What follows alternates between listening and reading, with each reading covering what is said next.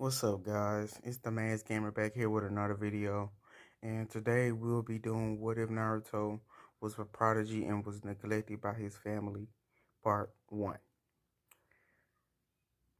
Present day, 5 years later, the village has mostly been repaired from the unexpected attack from the nine-tailed fox. Only a few training grounds and housing areas are safe due to be repaired. Across the village in the Namikaze compound, four children are running throughout the halls from a woman with long red hair, fair skin, and violet eyes.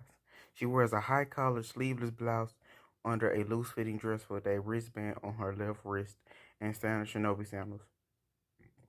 This woman is Namikaze Uzumaki Kushina, mother of four and wife of the Namikaze Minato, the young Dame Hokage. Although currently she is chasing after her four children who are running around the hallways away from her to escape bath time. Leading the group is the eldest daughter, Asami. She has shoulder-length blonde hair with two bangs framing her face, blue eyes, and fair skin. She's wearing a bright red dress and gray sandals. Behind Asami is the youngest son, Yuji. Yuji is a carbon copy of Minato. Though his spiky blonde hair is cut shorter than his father's, he wears a white shirt with a namikaze crest scratched across his back, black shorts, and brown sandals. To his left is the youngest daughter, Namiko. Namiko has bright red hair like her mother, but wears it in a ponytail that travels down her back. Unlike her mother, though, she has bright blue eyes and tan skin. Wearing close similar to her mother, she wears a green sleeve dress with a white undershirt and blue sandals. Finally, the last of the quadruples, we have Naruto, who was slightly lagging behind his siblings. He is the eldest and firstborn of Minato and Kushina. He has shoulder-length straight red hair, slightly darker than his mother's, and sister's color tied back in a ponytail, violet covered eyes, and tan skin. He wears a white shirt with a gray jacket over it with the namikaze crest scratched across the back of it, navy blue pants, and black sandals. The mother and the children were laughing as their game of chase led them to the front door where Kushina finally had enough and used her chakra strings, grabbing a hold of each child, towering over them with her menacing blank white eyes and raging red hair floating behind her. Said, now then, are you all going to take the bath, or are we going to need to resort to a spanking? The children turned full drop at their mother antics and felt smaller under her gaze. Each of them nodded their heads, not wanting to get the red hot blooded habanero punishment, having personally seen their poor father call her old by accident one day and was pounded into the ground, needing to stay in the hospital for a week. Koshina was about to drag her children towards the stairs and up to the bathroom when the front door burst open and in ran Minito, Jiraiya, and Tsunade. Kushina, take the kids upstairs and come back down quickly. There's something we must discuss about the kids, Minito said, with a sense of pride in his voice. Kushina looked at her husband before shrugging her shoulders and led her children up the stairs and placed them down in each of their rooms. Because of how clan compounds work, the, the house is large with six rooms, each the size of a master bedroom. The master bedroom, though, is slightly larger with two walk-in closets. Naruto watched his mother him off at his room at the end of the hallway and watched she close the door behind her after tucking him in his bed. Hearing her footsteps travel down the stairs, Naruto ripped the covers off him and slightly opened his door and crept down the stairs to listen in on his parents' and godparents' conversation. Sitting on the couches across from each other, Minato and Kushina looked at Jiraiya and Tsunade, awaiting for one of them to share whatever information about the children they had heard or gathered. Jiraiya leaned forward and coughed into a fist. Minato, Kushina, the great soul sage Gamamaru has had a prophecy once again, and I think it may pertain to your children, Jiraiya said, which greatly shocked both parents. Tsunade looked at Jiraiya with a concerned look on her face. Are you sure, Jiraiya? Whatever what is whatever the prophecy the old elder told sage speaks of turned out to be false, she asked. Jiraiya didn't turn to look at her and continued. The sage foretold that the children born from the two great parents with four children will rise above the limitations of their surroundings and will lead the world to peace. Along the way, they will face hardships that test their abilities. He said, giving the three around him to process the information before speaking once more. Now, I believe one of your children may be the child of prophecy, though the told sage didn't say who. Out of the four children, I believe the prophet speaks of Asame, Namiko, and Yuji, as they hold the sacred power of the Kubi, Jiraiya informed. What about Naruto? Kushina asked what she and her husband were thinking. I'm not sure about Naruto, but I feel like we should focus more on the other three training for the moment, as if they're the child in the prophecy, then it will be our job to make sure that they are fully prepared to face the problems that they will surely face in the coming years, Jiraiya stated with a serious expression. Benito looked at his wife and nodded his head. He's right, Kushina. If the prophecy is correct and we know that Asami Namiko holds the power to Kyuubi, it's our job to train them, even if that means we put off Naruto training for the moment. We don't even know if he wants to be a shinobi, so don't worry. But this is something we must do. Agreed.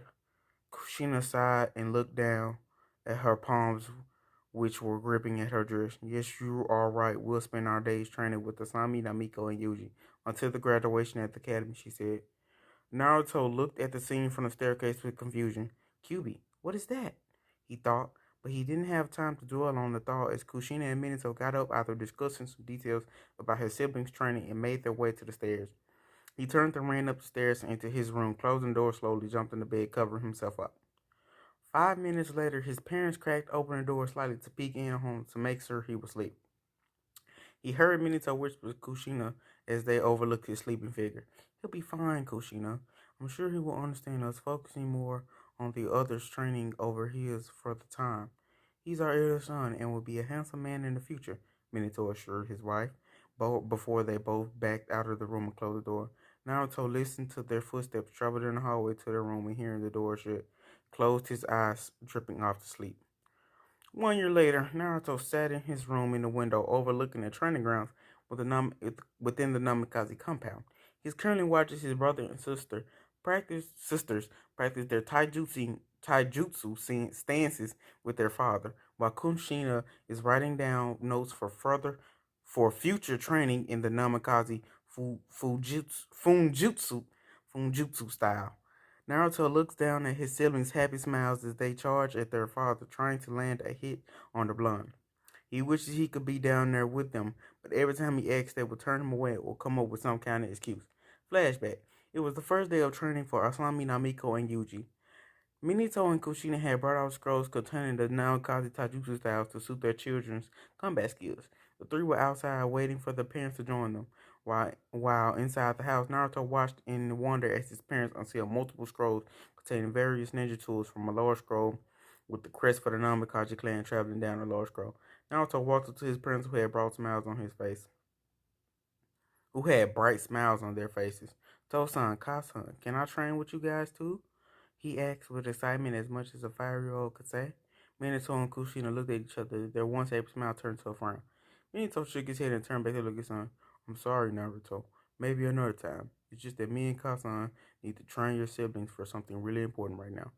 Naruto frowned at the being turned down the chance to bond with his parents.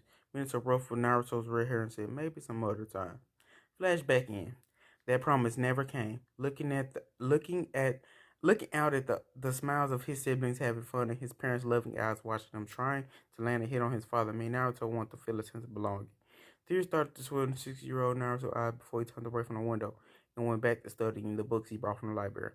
On the table lay books, one on awakening one's chakra manipulation for beginnings, and basic a book on basic taijutsu skills. Naruto, for his age, was very smart and crafty. He managed to unlock his chakra at an earlier state than his siblings, though it almost killed him in the process as he caught upon too much chakra, giving him a slight burn marks on his palms that he had healed over time. His chakra manipulation blows. Every time he has tried to get a chakra through his body without anything to control it, it has proven difficult for the boy.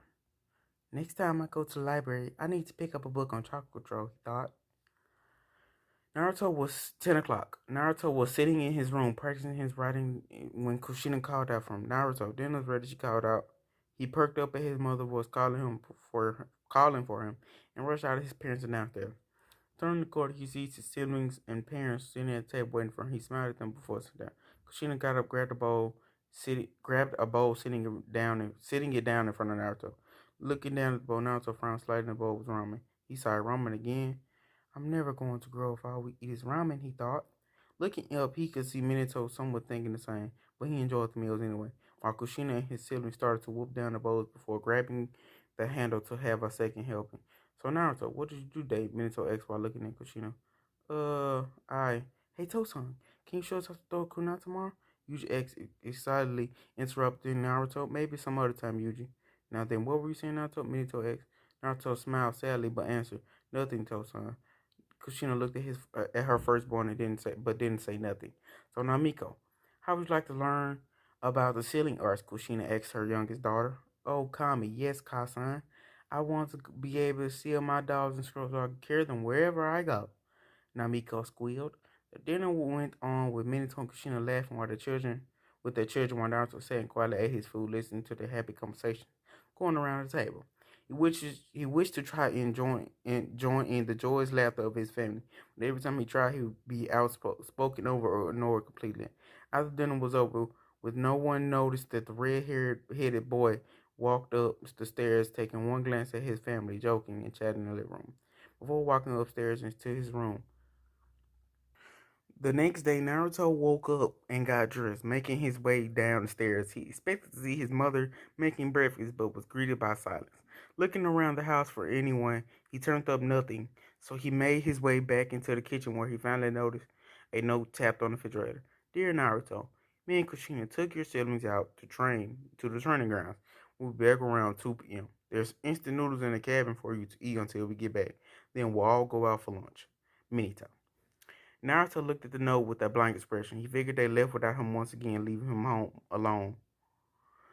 Throwing the note away, Naruto sighed and went back upstairs to grab some money out of his piggy bank and left the house heading towards his third favorite place in Konoha, the Konoha Library, where he spent most of his time studying and learning everything he could about the world. On the way there, the villagers greeted Naruto, recognizing as one of the Hokage's kids. He waved to the many friendly villagers he had come to know and love. Naruto out of all his siblings is the most generous of the four, being recognized as a child who was always willing to help anyone in need. From helping the old lady find her glasses to volunteering at the local bakery to set up shop. He had spent a lot of time getting to know his fellow villagers, who treat him more like a friend rather than a Hokage's son. Turning the corner towards the library, Naruto spotted his family walking back home. He looked down at his watch and noticed it was 1:56 p.m. Oh man, and here I thought I could get some study. Sigh. Walking ahead, Kushina noticed her firstborn walking along with a sad smile, waved him over. Waving back, Naruto walked over to his family. Naruto-chan, what are you doing out here? Kushina asked. Oh, I was on my way to the library, Kasan. The library? Oh my god, our brothers and Naruto, Sami shouted while bringing her hand up to his forehead. Well, you're not running a fever, Kasan. I think Naruto may be broken. I mean, who likes going to the library, she teased. Now, Asami-chan, if your brother likes going to the library, that just means he wants to learn. Something you should be doing right now, Minato reprimanded his daughter. Well, Naruto, why don't you join us? We're going to Akimichi BB barbecue for lunch. Seeing as we don't have to pick you up, it's just around the corner, Katrina said. Naruto's eyes turned into hearts as he heard that they would be having barbecue for lunch if it was his as if it was his favorite meal. You bet I will. Barbecue, barbecue, he chanted as he led the way to Akimichi restaurants. Behind his parents, behind his parents, sweat dropped at their son's antics. After lunch was over, Naruto walked out of the restaurant, rubbing his bloated stomach. I feel like $1,000,000, he said as he patted his stomach. Meanwhile, behind him, Minato was walking with his head down, looking at his down empty wallet that was once full of money before entering the restaurant. It's okay, Minato-kun. You can just tack over the paperwork and earn the money back, Kushina said, trying to console her husband, but failed in doing so as he turned a shade paler than white at the thought of paperwork. Naruto turned around to look at his family, who were now walking away from him, heading back towards the training grounds and frowned. They didn't invite him to go along with them. He sighed as this was just common occurrence now. He would spend little time with his parents and be left on the sidelines after to spend the rest of the time alone. He sighed once more and walked to the library, his head hanging low. Arriving at the library, he walked in and greeted the librarian. Good morning. Ah, Naruto. It's great to see your brilliant mind in the library once again. How was your day so far? It's great, but drop the formality, senpai. I haven't done anything to receive honorifics, he said. The librarian looked at him with a smile. He waved bye to her and went to browse the shelves. After looking for 30 million minutes in the civilian side of the library and not find anything useful to grow his knowledge about Shinobi, Naruto headed to the guarded section, Shinobi section, walking up to the door leading into the section. Naruto was about to enter when Tsunade grabbed the witch and pulled him away from the door. Hey kid, you're not allowed to go into the section. But no buts. Now run along, kid, the Chunin said, patting his back away from the door. Naruto grumbled at the Chunin and decided to grab a book on the Konohagakure no Sato history to pass the time. After an hour of reading of reading, Naruto got to the chapter of the book about the QB attack on the village and how to destroy the core of the village. Naruto looked at the page with interest, wondering how something so big could just appear out of nowhere and start attacking the village. As he read more about the demon fox, his vision got blurred and he soon slammed his head against the table unconscious. Naruto's mind escaped. Where am I? He thought as he looked around. Eh, why am I in a sewer? A sewer, he shouted out. Standing up, he started to look for a way out of the sewer until he heard a large growl echoing throughout the tunnel. He paled at the sound and started to move quicker than trying to find a way out. Come here, Naruto. Come here, Naruto. A dark voice said. Naruto stopped moving and turned towards the source of the voice. Who's there? He asked, but didn't get a reply. Working up the courage, he started to walk towards the epicenter of the voice. Walking into a large open room, Naruto noticed a large gated door that looked like it was keeping someone trapped or keeping something from getting to him. Walking closer, Naruto noticed something coming from behind the bars, a lost also moving closer to him, and was soon saw forming a silhouette of a large fox with 9 tails. What are you? He asked the large creature. The fox chuckled and answered his jailer. I am what you humans call the QB. That's impossible. The book says you were killed by my father, he argued. Don't believe everything you read, kid. I indeed battered your father, but I was not killed. You see, I'm a creature made of chakra, with a will. But thanks to your cursed family, my chakra was stolen from me and given to your siblings. I'm sorry, Naruto said, bowing. You're what? The large fox said, bewildered that the small human before him apologized to it. A tail beast that attacked his home and is feared by humans for being unstable. I said I'm sorry for my father stealing your chakra and leaving you without it. Though I have a question though. If you're a tail beast uh, or being with chakra with a will, how come you're standing in front of me and where are we? Good question, kid. You see, when I was being sealed with your chakra, the Sadame Okage split my soul away from my chakra. 9 tails worth of my chakra were divided equally into three tails for each of your siblings, while myself was sealed within you, the fox informed. Naruto was absorbing the information slowly and had a shocked expression written across his face. You mean you live inside me? I don't know why I was chosen to host your soul, but if you're stuck with one another, maybe may I know your name so we can get along? Naruto asked, not knowing he asked a question that no one in the world has ever asked a tail beast before, their name. The QB laughed out loud, making Naruto puff his cheeks, thinking that the fox was making fun of him. Hey, what's so funny? You know my name. Why can't I know yours? She shouted, which made the fox laugh more. Sorry, kid. It's just that a human that has never asked me my name before. Humans think that we tail beasts are mindless creatures, only capable of destruction. That it makes you seem crazy for asking such a question. But to answer you, my name is Kurama. I'm the strongest tail beast out of the 9, judging from how many tails I have. Seeing as I don't want a weak container, how about we make an agreement? You don't tell anyone else without my permission my name, and I will train you. Kurama offered. Naruto scratched his chin, pondering the idea. Deal, he shouted before being surprised by Kurama outstretching his arm through the bars and held out a fist. Naruto looked up, smiling at the fox, and fist bumped him before he felt a tug on his collar and being dragged back in the real world. Naruto shot from the table and looked around, finding he was still at the library. Was that all a dream? No, kid, that wasn't a dream. We're speaking within your mindscape just now. Kurama's voice said from within his head. Kerr? Don't talk out loud. Just think whatever we are talking, as I can hear your thoughts when we are linked. Oh, that's awesome. So how are we supposed to start our training, with you being still within me and me being out here? We will worry about that tomorrow when your training starts. Until then, go home and don't tell anyone that you were speaking with me, or they might try to stop me from training you. Kurama informed. Got it.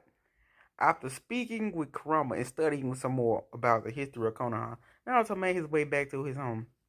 where his family has just arrived from a long day train. Kushina saw her son walking towards her house as Minato struggled with the lock. Naruto-chan, how was your day?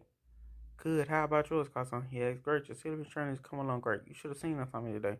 Oh, sweetie, are you hungry? I'm about to prepare dinner as soon as your son can open the door. She shouted. No thanks, Kasan. I'm not hungry now. To say with a blank expression and walked in the house. After minutes, I finally opened the door and walked upstairs. Katrina watched her son walk up the stairs with a sad smile, but soon forgot as Namiko tripped on the first step of the stairs and fell face forward on the stairs. Namiko, are you all right? Sadly, that's where I'm gonna have to end this video, guys. And I hope you liked it. I did a Karama voice in it to make it more better. So if you liked it, let me know in the comments. Like and subscribe, comment, share, all of that, and I'll see you in the next video. Goodbye.